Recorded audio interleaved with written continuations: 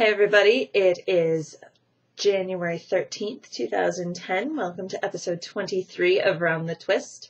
Hope things are going okay with you guys. Things have been going great here.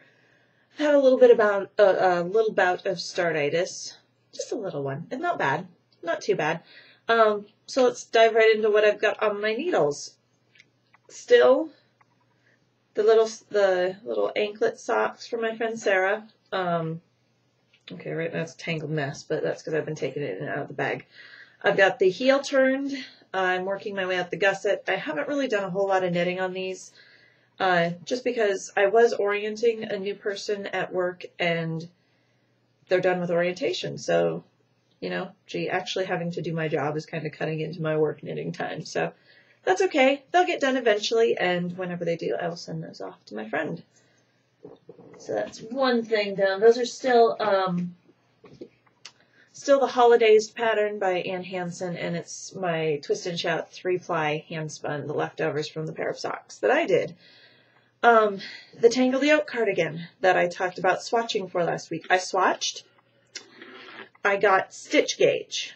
I did not get row gauge. It calls for a row gauge of 9 stitches to the inch, and I was at 8 stitches. So I've done, I don't know, however much that is, 1.5 inches on the bottom of the body, because you do the whole thing in one piece. So that's nice. When you're done, you're done.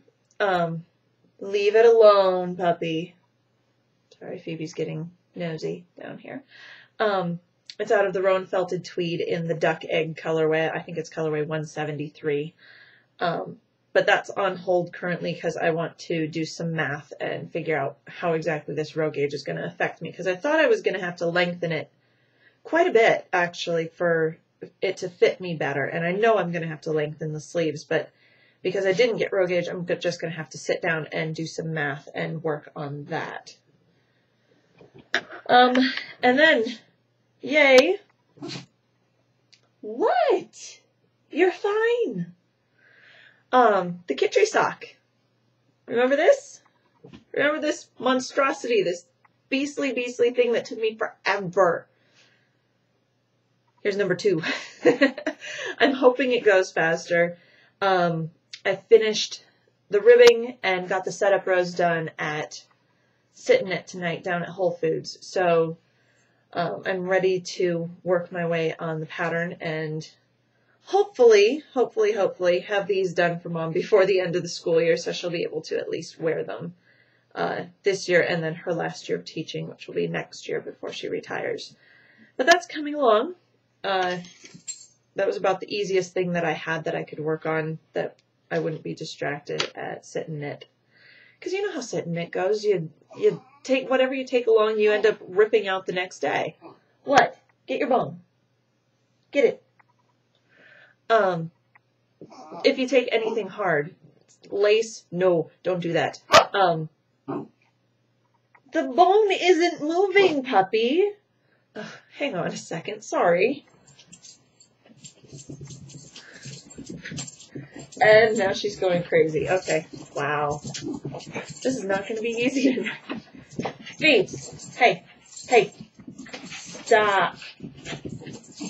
Okay, I'm sorry for the background noise. She's, okay, now we decide to calm down. The evil bone has been vanquished.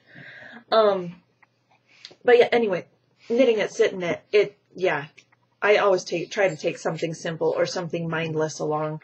Something that, I hopefully can't screw up. I've screwed up 2x2 ribbing before at Sit and Knit. You get distracted and you're knitting merrily along and suddenly realize you're doing garter stitch instead of 2x2 rib. That's everything that is currently on the needles right now. Soon to be on the needles is this. I don't know if you guys can see that really great. It is Ann Hansen from Knit Spot, her Aztec Mazes sweater. And what I'm going to do with that, is this beautiful tealy yarn. And you probably don't recognize this. I have shown you this yarn before on the show. This is, you guys all remember that insane cabled sweater that I did? That I got the front done and I said I was going to rip it out and everyone said, no, don't rip it out. Well, I did not rip it out. It's safe. This is all the leftover yarn. It has been overdyed by Sandy, one of the ladies at my knit group, who she owns Bunky Bobos on Etsy, and I will link to her shop. She did a fabulous job for me overdying this with both a green and a blue, and it came out this gorgeous teal color that I love. And I have just enough, I hope, to do the Aztec Mazes sweater. So that's going to, I'm probably going to swatch for this tonight. I mean, obviously need to wind the yarn, but she brought that to me on Sunday, and yeah, I'm excited for that. The color came out absolutely gorgeous. I'm just thrilled to bits. So yeah, that'll be on the needles soon, and I'll probably have progress to show you next week. Amy, Laurel, could you leave the room until Mommy says you can come back, please? Okay, the hedgehogs. You saw mine, right? Obviously, still not felted. However, I now have Mom's that she did.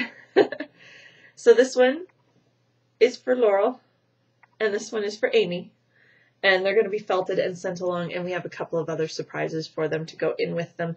I have to do a lot of laundry tonight, so these will probably be going in the washing machine with all of my other laundry, and hopefully they'll come out great, and yeah, I won't have to resort to hand felting in the sink. I really, really hope. And my finished object of the week. I'm talking really fast. I'm sorry. I'll try to slow down a little here. This monstrosity, insane piece of knitting is the Ombre Alpaca Blanket by Joelle Hoverson from Last Minute Knitted Gifts. I've actually done 2 of these blankets. This one was the first one that I did. Wow, it's pilled really bad from being on the back of my couch, but I did it out of an alpaca sport weight from a local farm called DeSoto Bend Alpacas. They had 4 of their colors available at the shop that I was at. So I bought 11, I think I ended up using 11 skeins total. I think I bought 14. The dark, the kind of caramel, the lighter beige, and then the cream color. I did make the stripes whiter because I think in the book it has you using 7 colors in the pattern, and I'm only using 4, so I lengthened it, made it a lot longer. It is so warm to be under. Oh my gosh. I can't remember, and I didn't put it down in Ravelry. I either used a US 11, which is what the pattern calls for, or a 13. I think I might have gone up to a 13. I'm not really sure. So either an 8 or a 9 millimeter for those of you using metric. And then I did another blanket for a coworker for, well, okay, technically it was a wedding present, and I got it to her on her first anniversary. A little behind on that one, just a little. I did that one out of, oh gosh, whatever Knit Picks Worsted is. I can't remember the name of their yarn line. Yeah, in 4 shades of green. I actually bought 6, and, well, this one came out huge. I mean, it's just stretched, and it's insane. So I stopped at the 4 colors for Cindy's blanket as well, and she loved it. There's pictures of both of them up on my Ravelry page, and I will link to that in the show notes. Really nothing new to report here other than all that. Haven't done any spinning. I'll be honest, I haven't even really done that much knitting. I keep pulling out the same things week after week, but really I haven't done that much knitting. I don't know if I've been needed to catch up on my sleep or what, but that's where I've been. That's where we're at right now. And yeah, I will see you guys next week. Hopefully the snow will have melted a little bit more by then. It melted quite a bit today. Yay, temperatures above freezing. So yeah, happy knitting and have a great week.